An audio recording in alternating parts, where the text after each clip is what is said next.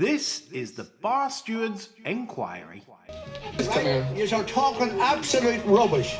Absolute rubbish. In what way? You were an underachiever in life. I'd saved your bacon one time. You were gone. You handled that well. I couldn't save you.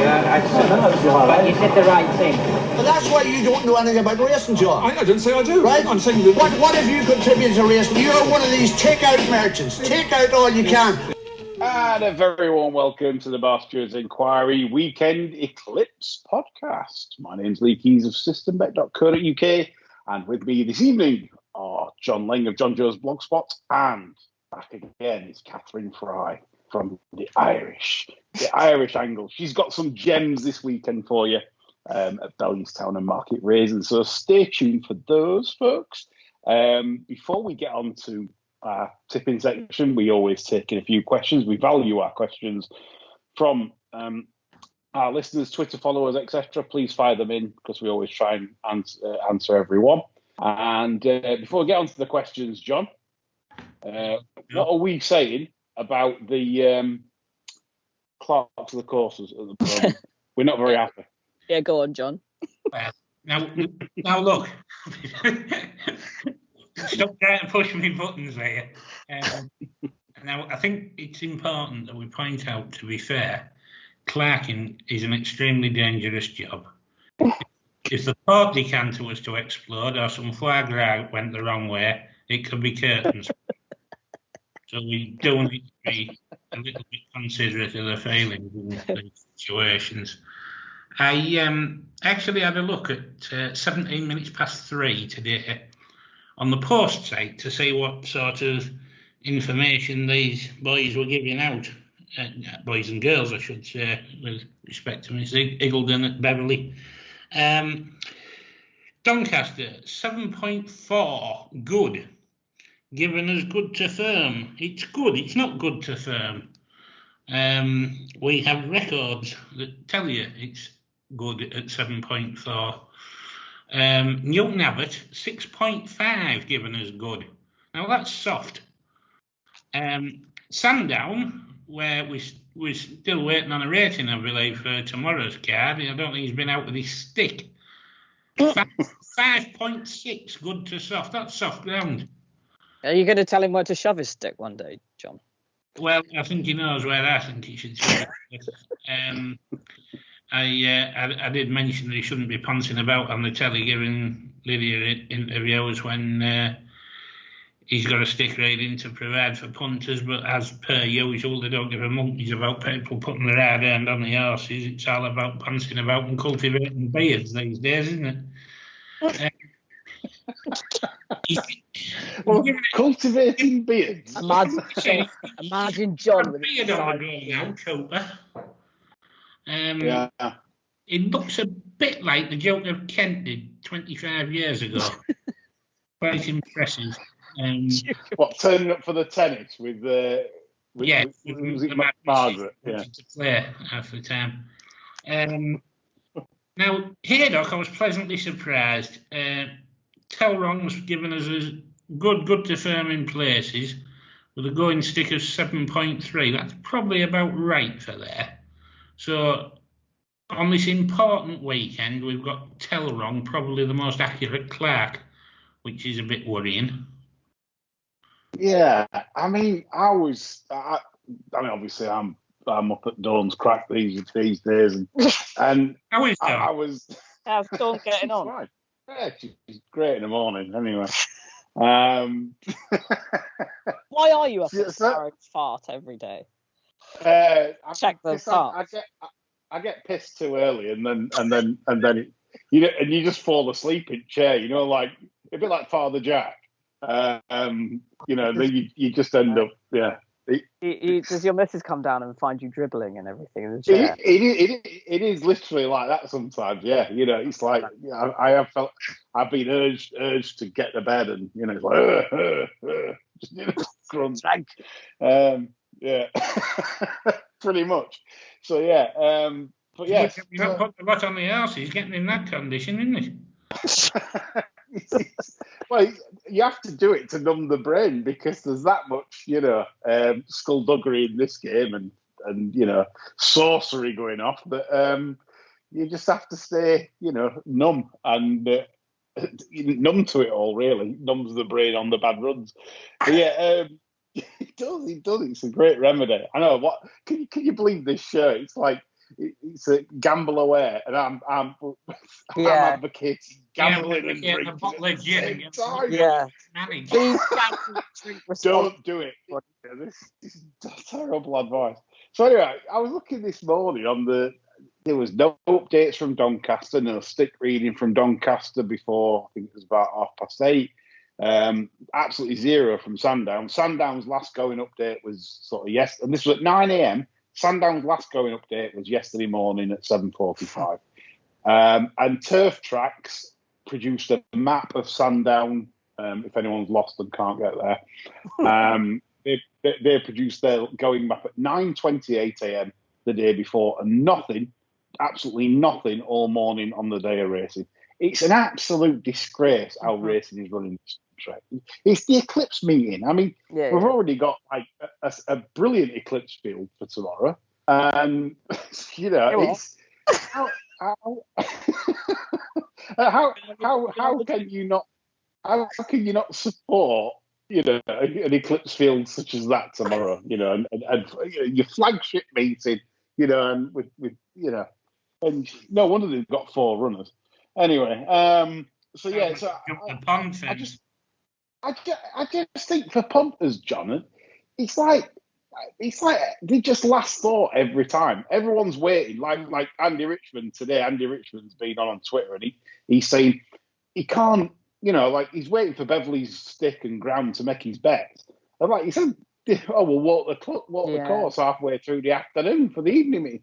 What idiots! Don't they know that the market's open really at 9:30 a.m. on a morning, and it's just pathetic. Yeah, bets on it, mate. I mean, the VHA just God knows what game we're going to have in 10 years, but it's not going to be good, and it's just not. And this is the start of it. Anyway, your first thought would be that the Clarks can't be asked to do it, but then you'd think they've got all these lackeys. Why don't they just train a lackey to go around and take a stick reading? I think the reasoning is it's a little bit more sinister than that, because I think the general consensus could be amongst clerks that the only thing we've got on them is a stick reading. Otherwise, they could do a Nicky Henderson reading, just flat bat it back and say, oh no, that was the ground, no matter what. But if we have these stick readings and we keep records like we did when we were doing Clark Watch, we do then have something to say, well, how come you're giving 7.4 as good to firm when this time last year you gave 7.3 as good to soft in places? You know, things like that. I mean, that's a bit of an extreme. But it happens, And if people do keep accurate records, it just tells you really about the utter filth that's going in the farm book a lot of the time. Yeah, for sure. It's a big problem, and as I've said to many people that have asked, me, or if you were setting out on betting, what's the most important things? And it is ground. If you haven't got your ground, then it's just you're pissing. And you're pissing in your win betting. If you're backing something for good to firm and it happens to be good, maybe slow side of good, well, you might as well just go for a drink. Okay. Okay. And literally, that's what they want. They want us all to become drunks, clearly. So anyway, we shall move on, and we enjoy the Clarks of the courses. There'll be more on that, I'm sure, in future episodes. First question is an interesting one. Good listener of the show, Mike from John's Facebook page, this one. And he says he'd like to know what Aidan O'Brien's actual wins versus expected is for group races. And do we think, is there any correlation between their lulling form and changing feed off the back of an illegal substance last term? As always, keep up the good work, guys. John, what's your thoughts? Well, I don't think it's anything to do with the feed, because we've still had the odd spectacular performance, haven't we? Like the filly and the Oaks. Whereas if you were saying there was a failure show or anything like that, chances are that the Oaks release, St Mark's Basilica, so on and so forth, would not have occurred. So I don't think it's that. I just think possibly there's a particularly patchy bunch of 3-year-olds. And he hasn't really got going with his juveniles yet, apart from that one that won at Ascot. I can give Mike a few stats here. Aidan O'Brien is 15% in Group 1s since the dawn of time in UK and Ireland. Right, so he's got a 15% hit rate. Something, according to the stats, has changed a little. Now, whether this is a scattergun approach, I don't know. But in 2015, Aidan O'Brien was 18% in Group 1s. In 2016, he was just shy of 20% in Group 1s. 2017, 19% in Group 1s. Then, here comes the dip. 2018, 8%. 2019, 9%. 2020, 11%. And this year, again, just 9%. 4 wins from 41 runs in Group 1 races. Now, he had a scattergun approach a lot, which used to annoy John, the hell out of John. Like every Group 1, and if Aidan sent over 5 to run it, John would be like, here we go again. And that seemed to happen a lot in 2017, 18, 19. But I'd just say it's more than that. His strike rate has proper dropped off. Do you think he's scared of the Middlesbrough ogre? I think so, yeah. Either that or John Hines off Twitter that keeps branding around, medicinal help. Magic carrots. Animals, the magic carrots.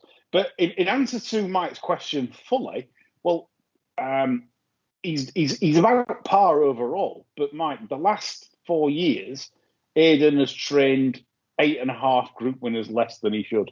Group 1 winners than he should. So he's not doing that great. So something in the last 4 years, something is, I don't know.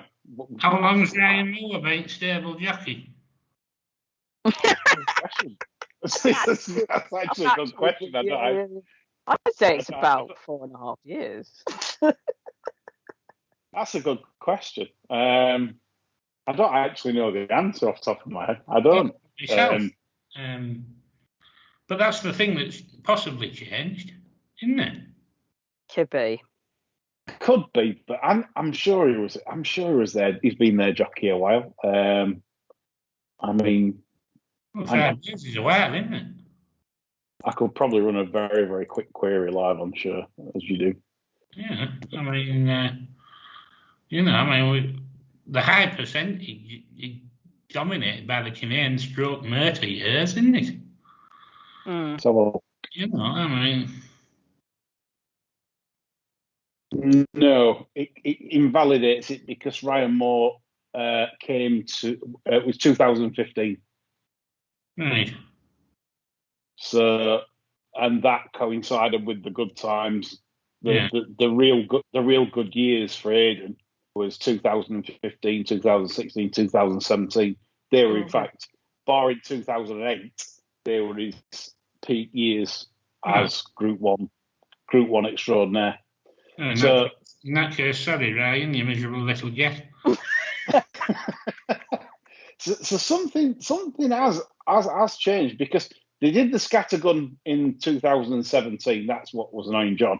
And then they repeated it in 2018, 2019, and not as successful. And then definitely not as successful this year. Obviously, just 4 wins from 41, which is very, very disappointing. And in those 4 wins, you've got Love, that's obviously an older filly. The 3-year-olds are Mother Earth, 1,000 guineas. Snowfall, the Oaks, and Empress Josephine, the Irish guineas.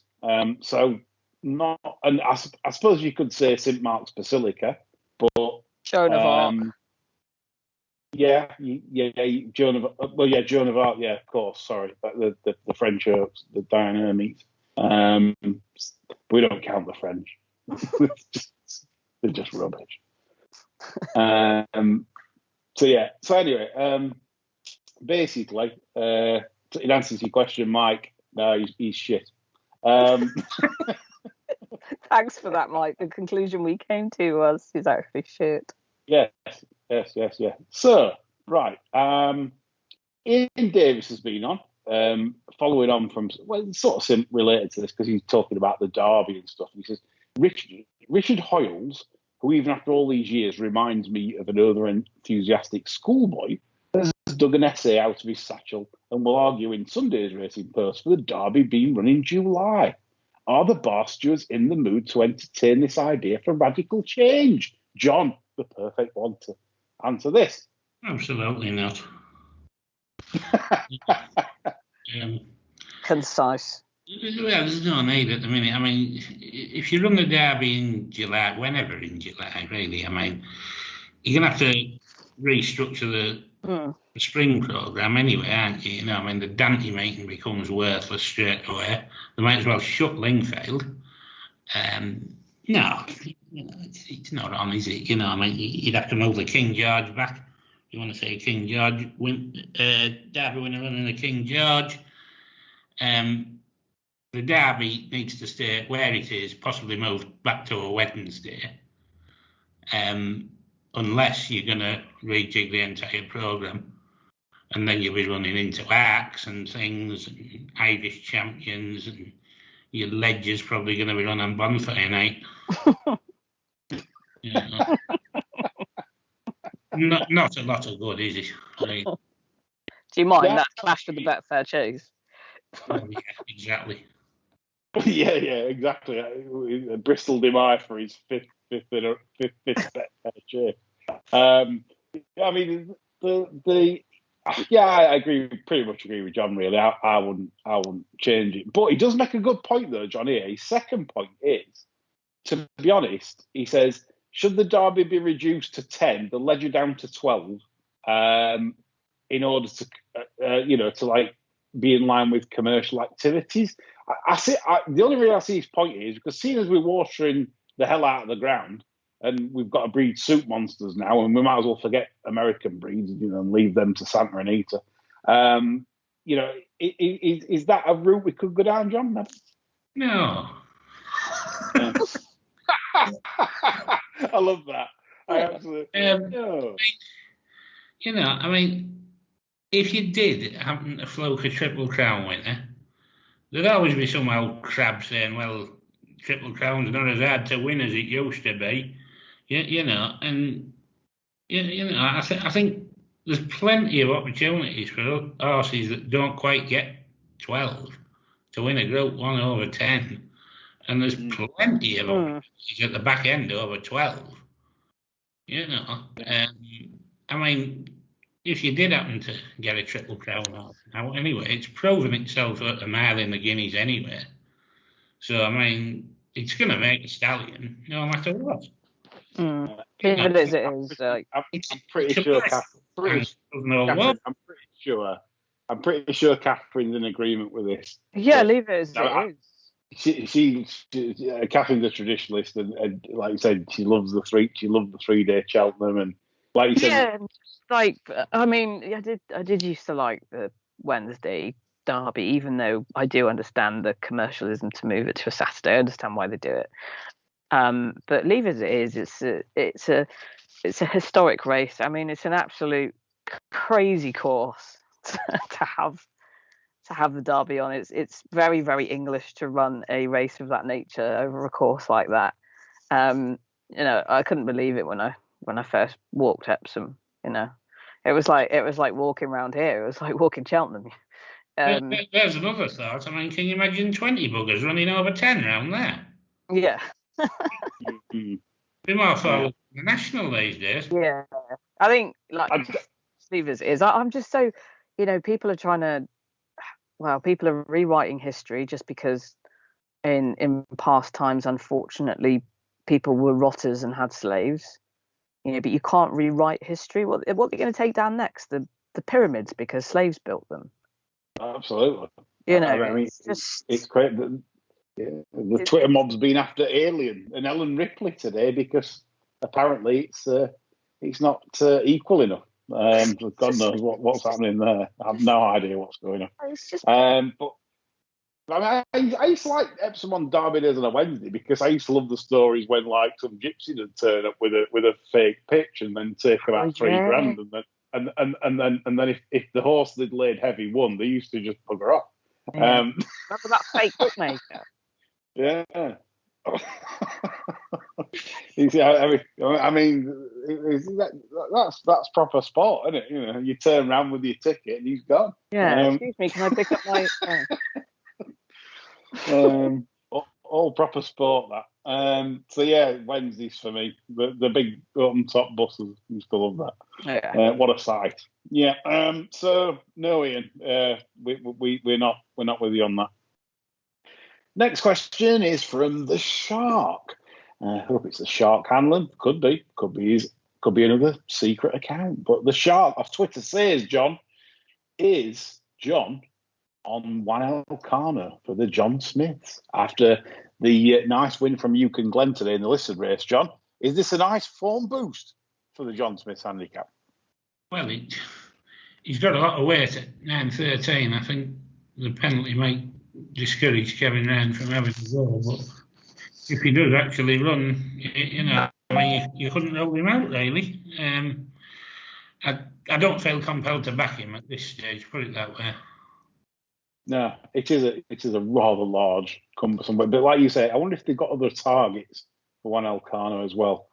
Interesting to see.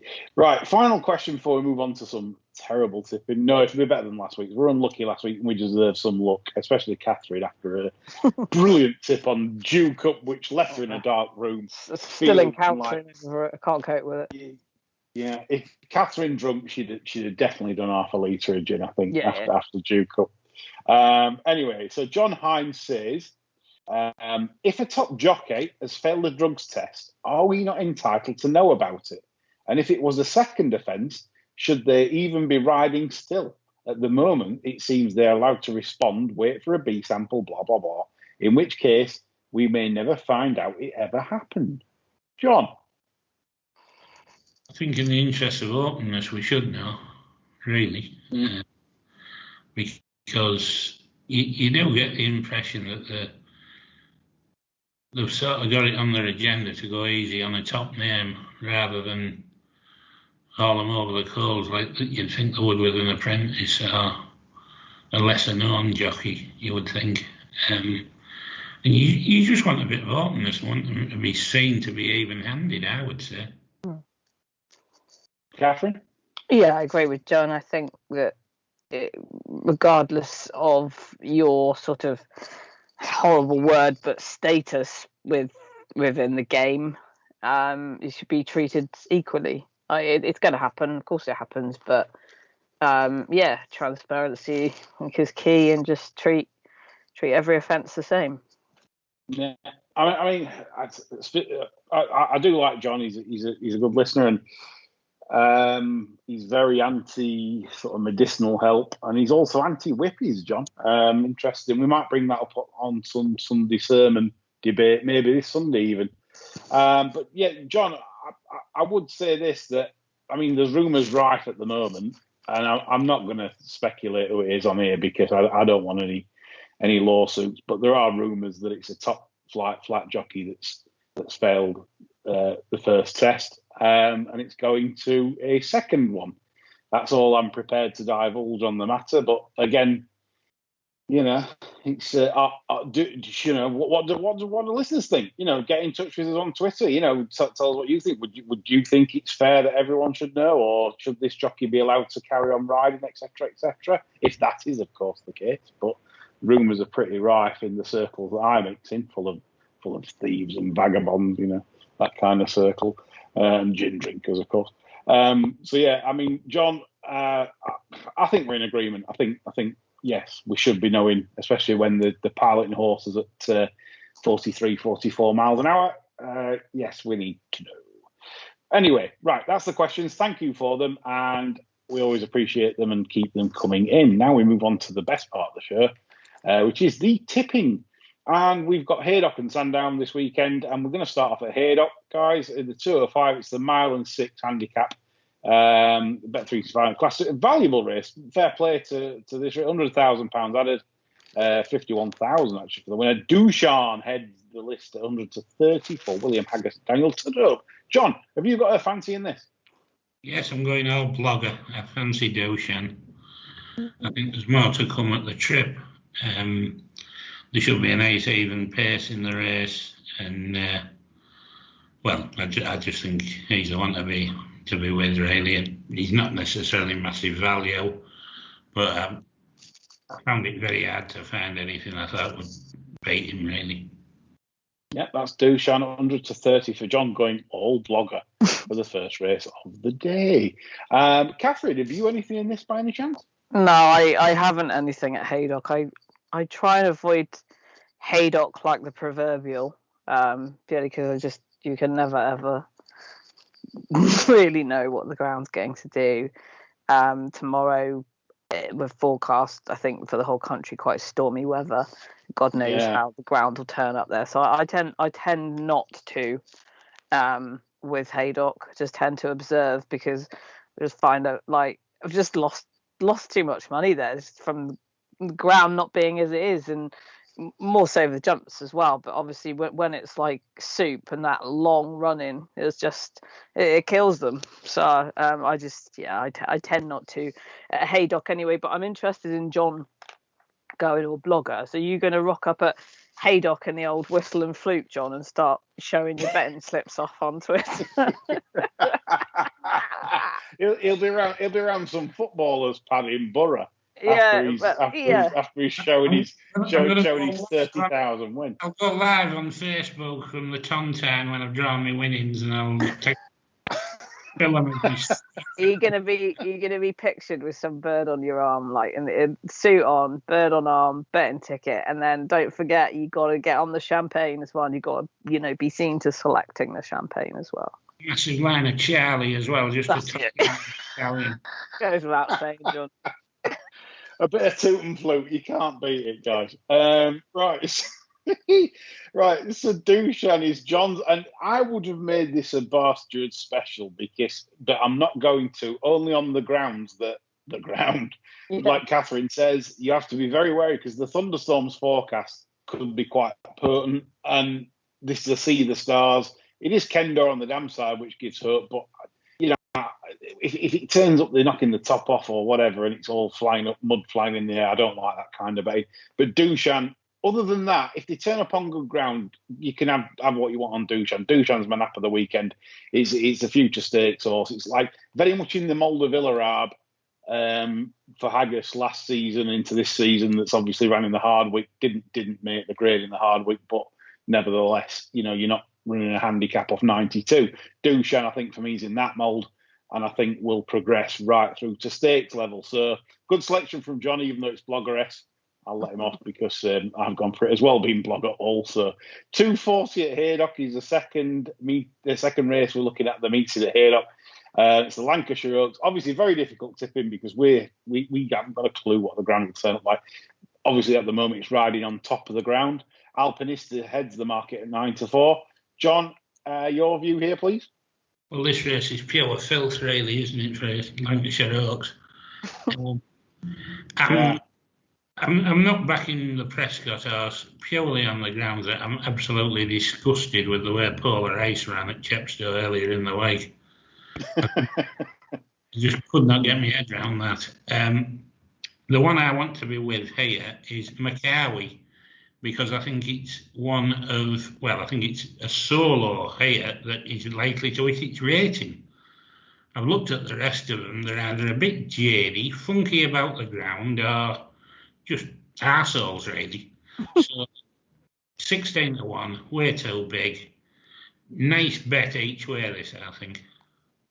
Yeah, I can't really argue with that, given the fact there's so many doubts around these.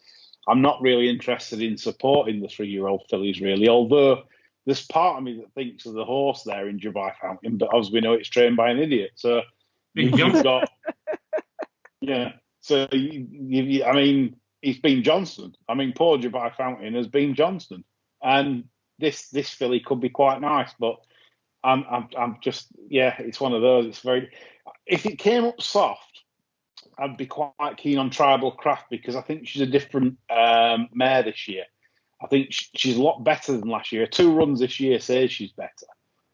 She did get trounced by Alba Flora, which is fair enough. But I was quite impressed with the defeat of Urban Artist last time out at York. But yeah, I said it's a tricky race, really. I think, are we saying Peyton Gin for that race, Cathryn? I won't even just be. I won't even probably have an eye on Haydock. No. I mean, me and John will be heading for Peyton Gin, I think, for that race. It's a shame because it's a shame. Like Lancashire Oaks, I've always loved as a race as a youngster and everything. I've always followed like the 3-year-old fillies taking on the older ones. It's one of the earlier type races where that happens, and you're always fascinated to see some of the decent 3. But this year, the 3-year-olds, I'm a bit worried. Yeah. So Haydock. It's just a shame about Haydock in general. I mean, as I said earlier when we were talking before we came on, I used to work at Haydock and I loved the place. So to see it as it is now is really sad. Well, I tell you, when it upset me were when they actually went portable fences. Yeah. They took them absolutely fabulous looking fences. In fact, I will say this: I've been to loads of jumps track in the north, especially, and Haydock blew me away when I first went as a teenager, and I saw them fantastic fences, and you just thought, wow, what a sacrilege taking them out. It's just so yeah. The old Ginger McCain used to love them as well, didn't he? Your mate. Yeah. Yeah, I mean, Haydock then went all Worcester, and just there we go. Our Irish counterparts also won't be pleased at Haydock's decision. They love a good old fashioned jumping test in 6 foot deep ground. We moved to the 3:15. It's the old Newton Cup, the big. Usually Nick Davis is bleating about one here, John. I've not been checking his purse, but have we anything in the old Newton Cup, the 3:15? Well, poor old Nick tested positive for COVID earlier in the week. He did. I'm hoping he hasn't been completely flawed and too ill to come up with a selection. But in Nick's absence, I've got a bet here. It is purely ground dependent, but it is a bet at the start of the season. I thought probably wasn't going to get, and that is Sir Michael Stout's My Frankel. I confidently expected this to be having its comeback run after bombing out at York on good to soft. I thought he'd go straight back on the all-weather and we'd be being asked to take 4 to 5 in a 5-runner handicap. Thankfully, he's seen the light. He's kicking on regardless. I think he'll probably have the sense to withdraw if the thunder hits. If not, I am confidently expecting to see a much better performance than we saw at York, providing that ground is as it is. I would urge anybody that's following me in to wait until there's about half a dozen in the stalls before actually taking the plunge. That's what I'll be doing. And as I say, I am really, really confident of a good run from this, providing that the ground is good or quicker. Okay. Good advice, John. Good advice. Cathryn, have you anything for this? Nah. I can't wait though to get onto the Irish and your big tip at market raising. Cathryn is unbeatable on a hurley day, so I'm not putting any pressure on, but the hurley day, it's all about the placing on the hurley day. Cathryn knows the score on that. But yeah, John makes a very good point on My Frankel. It is the ground. Its ground is absolutely key. Don't bother backing it tonight because if it does empty out, then it's just a waste of time. Same for me, really, with Grand Bazaar and with Blogger again. They have backed it, though. It wasn't favourite. They've backed it into favourite. Grand Bazaar, I'm not saying it's an amazing price, but it is a selection, if you like. I just don't think this horse has reached its potential yet because it's mostly been in small fields and does like a quick surface. So Grand Bazaar for me, I think there's more to come. It could be an interesting Saturday for John Gosden. There's 1 or 2 of his I do like on the weekend. So weather dependent here, Doc. Sorry we can't be any more dogmatic there, but we are very keen on Dushan. if it doesn't rain too much, me and John are basically. I think he'll lump on Dushan, to be honest, because I'll make him. I'll say, come on, John, let's have it. Let's have a good start and get balls deep in the first. We love that. So Dushan to kick us off. Right, we move over to Sandown, where the ground today rode genuine good to soft, I would say, on the straight course, on the sprint course, and good, shades slow on the round course, you'd say. I think that's probably fair. The 150 race is the Coral Charge, and the favourite Came from the Dark, trained by Dead Walker at 7-2, John. Yeah. It's, I'm a bit surprised it's favourite, actually, because earlier in the week, Arecibo was favourite, and I was thinking I've got to take that on because it got proper lucky in the King's Stand, collapsing pace, and I mean collapsing. He'll ride it exactly the same because it's Spencer, and for me, it won't get in this because I don't think they're guaranteed to go blasting like they did in the King's Stand. So, again, at risk of going full-on blogger, I think Came from the Dark is very well treated in this race.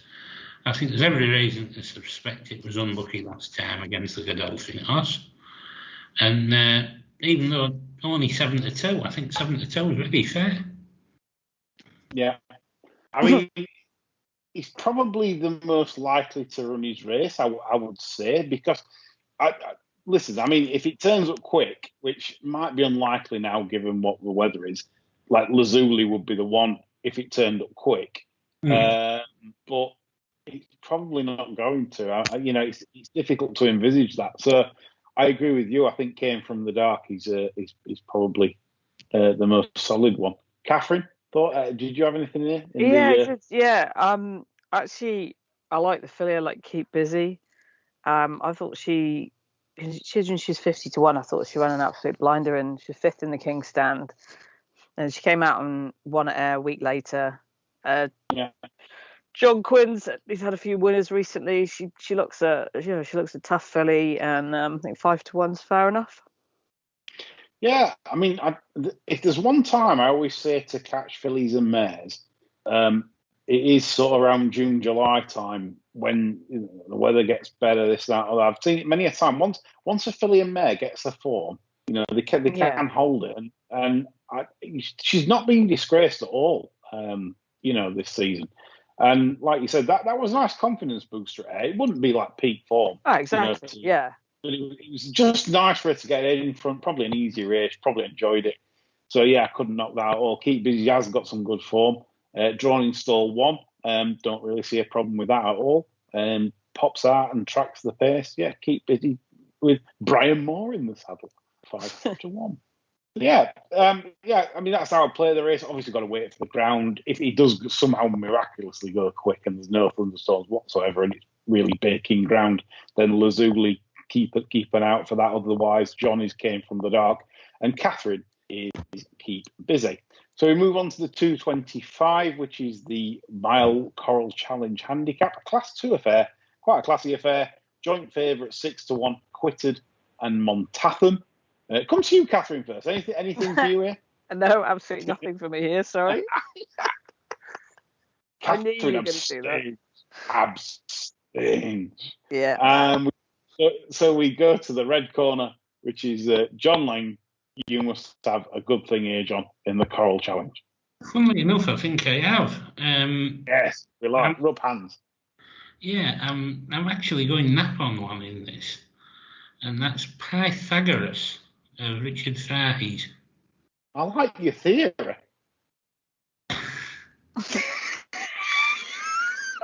Jesus, terrible. Oh, Christ. You've been on the gin, haven't you? Oh, Laughing at his own jokes as well. that is horrendous. That was really bad. You really wanted someone to say that, didn't you? So you could say that. He's had that all. He must fancy this himself because he. Well, like a 3-inch IT with one of them titanium balls that Bryson DeChambeau wants to hit down the fairway really hard because he's really mad. Anyway, John, sorry. This has been campaigned like they think it's a good horse, and Bob Ogden's had 17-year-old misses there every time, and nothing to celebrate when they've gone home. Now, clearly didn't see it out last time. What does she see in old Rob Ogden, do you think? Billionaire Bob Ogden. 17-year-old girlfriend. That's a strongly run male, ridden handy, nice draw, corpse with dig in the ground, and I mean it's been back from 10s this week, but I don't really care. I think this will hump these, probably in the style of Bob on Saturday night. I think as well, just to put the icing on the cake, I think that there might even be a forecast opportunity here with Magic Morning. I think that could be the only danger to this collecting. I think it wasn't really suited to being as handy as it was in the Hunt Cup, and providing this doesn't come too soon, I could see this running a big race as well. But other than that, I'm quite happy. I've got all bases covered. Thank you very much. Very, very good, John. There, Pythagoras. Quite well backed overnight as well. Old Bob's getting stuck in as well as that 19-year-old John. But yeah, I agree. Yeah. Well, he doesn't take the 17-year-old to the races. It's too embarrassing. 19 for Bob in the parade ring. Takes the other one. The one I saw him with at York once. Jesus, it was a sight to behold. Anyway, Magical Morning is my selection, John, and I agree with you. I think that was given a shocking ride by Frankie in the Young Cup. I think he's better than that. The only problem I've got with Magical Morning is stall 11 and the fact that he's very keen early. So what is Greasy Frankie going to do? We don't know. You know, dig up forward and then pull hard out wide, or then do you drop in and end up with a load of traffic? So I'm not that bothered. But Magical Morning would be the fastest horse in the race for me at the weights. I agree with you. That's the sort of threat to yours. So yeah, very good job. We move on to the 3 o'clock, which is the Coral Distaff. Statement is the market leader at 2-1. Martin Mead and Brian Moore. John, you? This is like a bad porno, really, isn't it? You know, you should just sit there and just take your trap shot and watch it, really. As it is, This is best for the selection. I will go with Castena. As good as most of these, I would say, and quite a durable filly. She's done quite a lot this year for one of Gosden's. I don't know what his average is for 3-year-old fillies, how often he runs them, but she seems as though she's been busier than most. I think 16-1 against what could be a dodgy favourite. I thought Statement was shit at Epsom, to be honest. I think you should say what you really think, John, and don't be sitting on the fence. It just looked a privileged shell of a horse, didn't it, really? Yeah. You know, brutally disappointed in the horse. Chesten's about £3 behind on official figures, you know, and he's 16-1 and quite likely to run a race against a load of moose shit. So, yeah. Yeah. I mean, I agree with John totally in that the Statement started the season off 86, and it ran second, obviously. She ran second to Alcohol Free, which is obviously cracking form. You know, you just can't knock it. But you just think how fit were some of these back then, etc., etc. Then sort of ran crap in the Guineas, like John says, ran crap at Epsom, and turning up here 2-1 favourite. And there's a reason they've dropped to a listed race, because there's just absolutely no chance in top company. And I just think, again, it's probably a false favourite. And I'd look to take it on. I think 2-1's a very, very poor price. And I'd definitely be against Cathryn. You any views here? Yeah, I think I'm going to have a small bet on Lucid Dreamer. I think whatever happened in the Fred Darling, you can put a line through it. Jinked violently left. And before that, her first 2 wins, she looked pretty good. That was the first one of the season in the Fred Darling. Jockey upgrade, I think, in David Egan. Oh, yeah, for sure. I think that be having a little bit each way on her. Well, it's interesting you mentioned her because she's been on my radar for a bit in terms of I was hoping that they were actually going to go handicapping because she's got a mark of 90. She's definitely better than 90. Yeah. And she's by Dan Silly out of an Oasis Dream mare, which means she wants top of the ground. So the only thing I'd say with that is let's hope that the ground doesn't go like slop. Because obviously both sides of the pedigree is Dan Silly Oasis Dream. Probably, she has been withdrawn on soft ground before. So basically, we need the ground to stay on top for Lucid Dreamer. But I do like her. I'd certainly I'd much rather take a chance on her at 14-1 than Statement at 2-1, which is poor. So good choice. Cathryn there with Lucid Dreamer. Keep an eye on the skies. Yep. Keep an eye on the skies, folks. So we move on to 3:35 at Sandown, which is the big one, the big one, the Coral Eclipse, the Forerunner fanfare. The I don't know if they parade in front of the stand still, but that'll take all of 10 seconds. Mishriff heads the market at 6-4 from the 3-year-old St Mark's Basilica, the big mudlark a Dave at 100-30, and El Drama for you pin stickers for the outsider of the field at 33s. John Lane, what do you say? Well, as you say, keep an eye on the skies. Well, we've got half an eye on the skies here at downtown Middlesbrough at the minute, and the skies are about the same colour as Harry Belafonte's arsehole at the minute. So, if anybody was thinking of racing locally, I'd give it a swerve for a few days because I think we aren't half going to get it. With regard to the eclipse, I just think this is dreadful. It's not even half an eclipse. It's one of them eclipses where you can still look directly into the sun and not even worry about going blind for a minute. I probably think Mishriff will shade St Mark's Basilica on these terms. I think he'll be a little bit more adaptable to a messy pace. But I have absolutely no intention of having a bet, I'll be honest. No, Cathryn, did you have any view? The same view as John about the race, really. I mean, you look back at the past winners of this race and you just think, what the hell's happened? And I mean, I think I've only ever attended this meeting once, but it was on my to-do list, and I went when Giants Causeway in Calanese. And just the atmosphere that day was incredible. And I look at this and I just think, Christ, this is terrible. I've completely the same view as John. I'm not going to have a bet on it. But if I was pushed, I would probably side with St Mark's Basilica, purely because he seems to be flying the 3-year-old flag for the lads.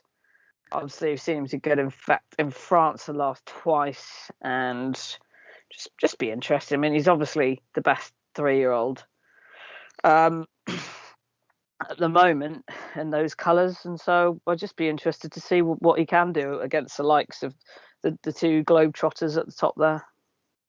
For sure. I mean, obviously, if the ground looks up soft, a Dave would be a very, very, I would say, strong choice if the thunderstorms open. You won't see 100-30. It'll be favourite if the heavens do open. So keep your eyes on the weather and your fingers on the triggers, folks at home. Like we've pointed out, it's a terrible race. I feel really sorry for everybody concerned, really. Coral, everybody. I mean, even bookmakers deserve some praise from time to time. And 340,000 for the winner, 129,000 for second, 64,000 for third, and 32,000 for a walkover, possibly for El Drama to take. for just literally turning up. You won't get that in listed races these days. And I find the field absolutely pathetic, and trainers need to be ashamed of themselves of their planning on this one. Like I say, I'm tentative here because if we don't know the ground, we don't know what to do. Mishriff is the rightful favourite, given what we know and given we haven't got a clue on the ground, etc. So Mishriff would be a choice for me. But as I've said, until I know the ground, I can't make a choice. A day will be the choice if it's soft. I'm against probably the 3-year-old because I'm not really with any 3-year-olds so far this year. I don't think the 3-year-old crop's a good crop, and I don't think supporting many 3-year-olds, maybe apart from Nasty Jims, is the way forward. I'd just be Mishriff and then a Dabe, if it was a case of the ground plays in that horse's favour. Right, any other business chats before we end proceedings? I'll go to you, John. Have you? Oh, we've got Cathryn's, of course. But John, have you any other business? No, I think we need to get straight on to Cathryn's good things now. Okay. I'm ready, Cathryn. Okay, so let's go across the sea. Actually, hang on, sorry, I've got one on the flat at first tomorrow across the sea. 3:40 at Naas, the Nursery of Champions. Quite like the look of Acanella. She was decent on her first start. Was then put straight into a Guineas trial, which was won by Joan of Arc. And I think it was too much too soon. I think she's in more comfortable company here, tongue-tied for the first time. Obviously, Colin Keane for Dare Lions in great form, both of them. So that's Acanella, 3:40 at Naas tomorrow. Let's go to Bellewstown. Good old Bellewstown. It's just fabulous. Just so bent, isn't it? It's just... So then we'll have a look at Bellewstown. So 5:35, Uncle Henry for Auntie Denise and Uncle Gordon. The ground at Bellewstown, good to firm watering. I think this horse ran well enough at Punchestown, considering he wasn't fully tuned up. Gets in here at the very bottom. Jordan Gameford takes £5 off £9.7. I just think it just looks a bit obvious. Good. Oh yeah, I mean, like you say, interesting, really interesting. Yeah, okay. Has Cathryn got one here? I like that one. Yeah. So Uncle that's Henry, Uncle Henry, 11. 5:35. Yeah. We've Okay, got that. so you've got that, yeah. Yeah. Okay, so we'll go to the 7:05, which is Division 2 of the handicap hurdle. Boston Brahim, tongue-tie pieces on for the first time. Norman Lee, small trainer in County Galway, first and second yesterday. Had a first and second yesterday. Boston Brahim, he's had 3 runs this season. 2 mile 1, 3 miles, and 2 miles. I think this 2 mile 4 trip is most likely to suit at this stage, looking at his siblings. Siblings go up to 3 miles. 2 mile 4 looks around the optimum here. He's a 5-year-old. And I think for this one, it's as Rod Stewart would say, tonight's the night, I think, for that one. Wow. And then we've got our holy day. And what better on a holy day than one for Mr. McManus? So Sunday, market raising. You need to be looking at Mr. One More. Tongue-tie pieces on for the first time again. Kevin Brogan takes 5 off 11 stone 3. Last start over fences, beaten 49 lengths. Trainer said that the gelding had trouble jumping. Reverts back to hurdles here. So one more. I think that's like a Belisha beacon. So what time is that race for our listeners? I will let me check one moment. 45. That's it, John. Yeah.